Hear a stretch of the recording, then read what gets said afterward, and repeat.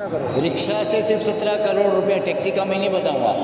जो जितने 80% रिक्शा बाकी है, अगर 50 रुपया पर डे पकड़ो, 10 दिन में 17 करोड़ होता है। अब 17 करोड़ रुपया जब आरटीओ जमा कर रहा है तो उसका कलम क्या है, किस कलम के तहत आप अंतर्गत जमा कर रहे हो। और सब में बड़ी बात है कि मीटर जो है इसका किराया तय करने का अधिकार आरटीओ को है।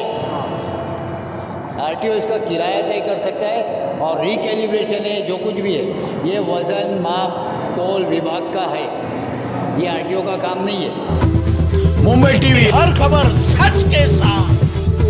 मैं हूँ अफजल शेख और आप देख रहे हैं मुंबई टीवी। एमएमआरटीए का नया रूल जो रिक्शा चालकों के लिए राहत भरा ज़रूर था, क्योंकि इसमें रिक्शा के जो भाड़े थे उसमें बढ़ोतरी की गई थी और उसी बढ़ोतरी के बाद एक जो है दंड ये भी था कि अगर रिक्शा चालक अपने मीटर को बदलते नहीं है तो प्रतिदिन जो है 50 रुपये का फ़ाइन लगेगा। लेकिन वो फ़ाइन किस तरीके से एक बड़ा गड़बड़ ज़ाला हो गया, उसको लेकर के हमारे साथ रिक्शा यूनियन के तमाम लोग हैं जो कि इस मुद्दे को बताना चाहेंगे। हमारे साथ सैयद अहमद सर जो है मौजूद है। जो रिक्शे का मीटर में बढ़ोतरी हुआ और उसके बाद एक फ़ाइन का रूल लागू हुआ, लेकिन उसमें एक सबसे बड़ा गड़बड़ ज़ाला हुआ है, क्या है? मीटर कैलिब्रेशन के लिए यूनियनों ने डिमांड किया था फरवरी 28 तक, और रीजनल ट्रांसपोर्ट वालों ने भी एक प्रेस के रिलीज़ के जरिए थाने पुडारी में ये न्यूज़ दी थी कि 31 जनवरी तक आपको मीटर अपने करवाने हैं, आपको कोई फ़ाइन नहीं लगेगा।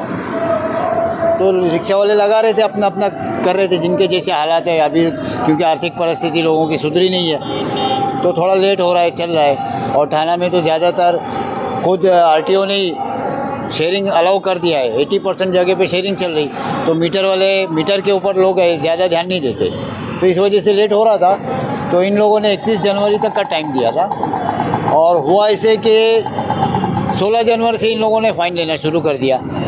अब इनका जो सर्कुलर है उसमें लिखा है 31 जनवरी तक लेना है, और आरटीओ ने भी सर्कुलर की एक ही कॉपी सब जगह वायरल कराया और उसके निर्णय की कॉपी इन्होंने वायरल नहीं की।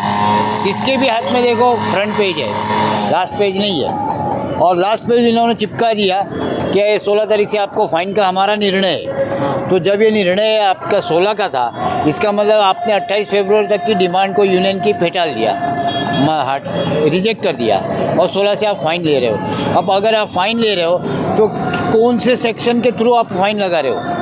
अगर आपकी गाड़ी के पास लाइसेंस नहीं तो आपको 130 की धारा लग गई, आप ओवर सीट बिठा लिए 125 की लग गई, हर एक की कोई धारा होती है। ये मिसलिनियस किरकोल दंड कैसे होता है? ये कितने लोगों पे करा ये पूरे एमएमआर रीजन में चला है। थाना आरटीओ में काम चालू है, मुंबई आरटीओ में चालू है, 2 नंबर में, 3 नंबर में। 1 नंबर का आदेश इन्होंने चिपकाया है, जो आदेश इन लोगों ने लगाया है कि 16 तारीख से जो लगेगा वो 1 नंबर आरटीओ मध्य सेंट्रल आरटीओ का आदेश है, और सेंट्रल आरटीओ का आदेश सिर्फ सेंट्रल आरटीओ में चलेगा, और जबकि लोग चारों पूरे रीजन में चला रहे। तो ये धोखा दे रहे लोगों को, गलत दिशा में देखा कि पैसा वसूली हो रही है और इन पे खंडनी की केस बनती है। लगभग मतलब 50 रुपया जो है करोड़ों की संख्या में जमा हुआ है, और करोड़ रुपया 17 करोड़ रिक्शा से सिर्फ 17 करोड़ रुपया, टैक्सी का मैं नहीं बताऊंगा। जो जितने 80% रिक्शा बाकी है, अगर 50 रुपया पर डे पकड़ो, 10 दिन में 17 करोड़ होता है। अब 17 करोड़ रुपया जब आरटीओ जमा कर रहा है तो उसका कलम क्या है, किस कलम के तहत आप अंतर्गत जमा कर रहे हो? ये 17 करोड़ का पूरा स्कैम है। अब हम लोगों की बात हमने जब देखी उनकी रिसीट वगैरह, तो हमारी समझ में आया कि भाई ये तो गड़बड़ घोटाला है पूरा, क्योंकि इसमें गुनाह क्या है बता नहीं सकते। और सब में बड़ी बात है कि मीटर जो है इसका किराया तय करने का अधिकार आरटीओ को है।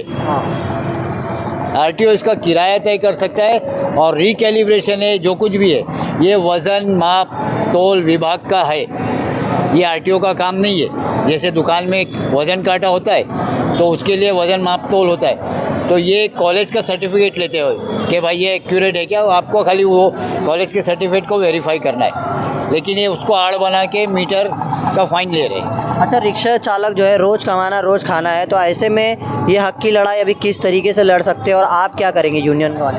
हम लोगों ने कमिश्नर जो है ट्रैफिक परिवहन आयुक्त, हमने उनको एक ज्ञापन दिया जिसमें उनसे हमने सवाल पूछा कि आपके खंडनी के केस आप पे क्यों नहीं दायर किया जाए, क्योंकि आप और आपके साथ में दूसरे तमाम आरटीओ एमएमआर रीजन के 4 से 5 आरटीओ सब मिल के ले रहे, तो आप और आपके सहभागी हम आप पे खंडनी का केस क्यों नहीं लगाए, ये हमने उनसे सवाल पूछा है और हमने उनसे रिक्वेस्ट किया कि अब जितनी जल्दी होगा आप इस फाइन को माफ़ करो।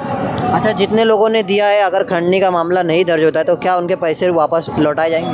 नहीं, अब वहाँ से पैसा आना तो मुश्किल है सरकारी खजाने से, तो हम इतने ज़रूर हमारे मुख्यमंत्री साहब से आह्वान करेंगे कि भाई ये जो पैसा है, गलत पैसा जो पहुँचा है, तो ये आप अपने सीएम रिलीफ फंड में ले लो, ताकि जहाँ कहीं पे भी कोई रिलीफ की ज़रूरत पड़े उसमें हम रिक्शा वाले को पैसे का भी योगदान रहे। मुख्यमंत्री भी रिक्शा चालक रहे थे। हाँ, मुख्यमंत्री भी रिक्शा चालक रह चुके, इसलिए वो इस पीड़ा को समझते और समझेंगे। हो सकता है उन तक बात नहीं पहुंची, हम पहुंचाएंगे उन तक बात। इस बात को लेकर हम आगे तक बढ़ेंगे।